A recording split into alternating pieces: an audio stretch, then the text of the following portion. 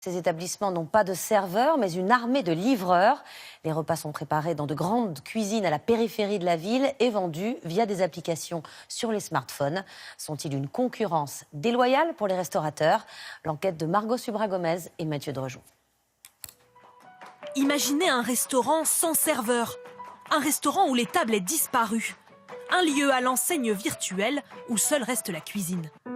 C'est la formule choisie par les restaurateurs 100% en ligne. Ils s'appellent Frischti, Pop Chef ou Food Cherry, servent aussi bien du risotto, des sushis que du couscous, préparés dans des entrepôts comme celui-ci. 2500 mètres carrés proche de Paris, tout juste investi par un restaurant virtuel. Chaque jour, 10 000 repas sont préparés ici. On a des grenailles qui sont en train de rôtir ici. Ici, on est en train de rôtir du chou-fleur. Et ici, on est en train de rôtir des panais. 8 plats différents sont à la carte. La force de la marque, c'est le volume. Mais elle veille à ne pas travailler comme une cantine collective. On a une machine à glace pour arrêter la cuisson pour que le brocoli, sa texture soit parfaite et qu'il garde sa belle couleur verte. Donc en fait, ça a l'air d'être du gros volume et tout, mais en fait les techniques sont exactement les mêmes que dans un grand restaurant. Les produits arrivent le matin et sont cuisinés tout au long de la journée pour être proposés le jour suivant à la carte. Pour les cuisiniers, c'est une autre façon de travailler. Frédéric Jamy vient de rejoindre l'équipe. Il a quitté la restauration classique car il cherchait un autre rythme de vie. On fait toujours les mêmes 8 ou 10 heures, peu importe, enfin un cadre, mais sans coupure en fait. On vient une fois, on repart une fois. Voilà, c'est beaucoup plus... Ah oui, un confort pour avoir une vie de famille. Dans ce restaurant d'un nouveau genre, les plats sont pesés et dressés à l'identique dans des barquettes.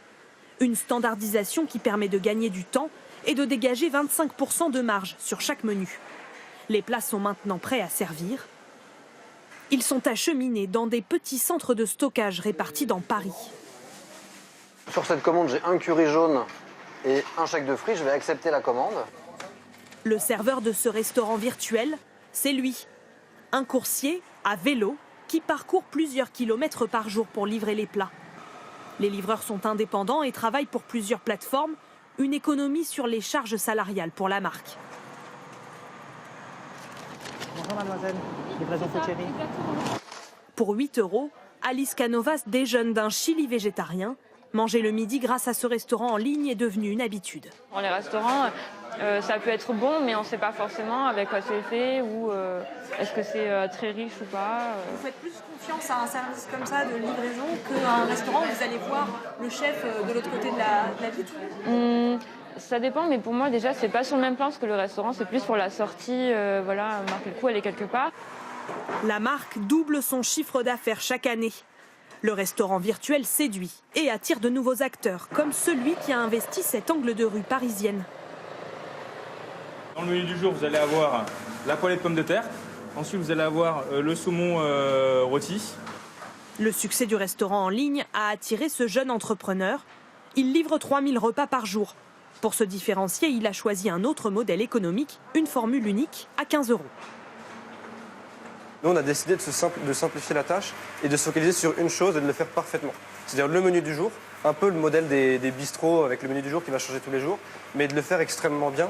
Et ce qui nous permet aujourd'hui d'avoir une cuisine pendant le pouce-feu où on sait exactement ce qu'on va faire parce qu'on maîtrise vraiment chacun des gestes qu'on va effectuer. Face à ces nouveaux acteurs, le restaurant traditionnel est-il en danger? Pour ce chef, il a encore des atouts que le virtuel ne remplace pas.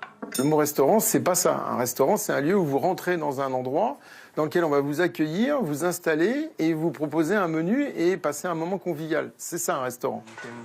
La concurrence s'étend peu à peu dans plusieurs villes.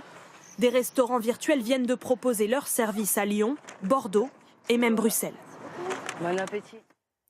Ce sont de longues mets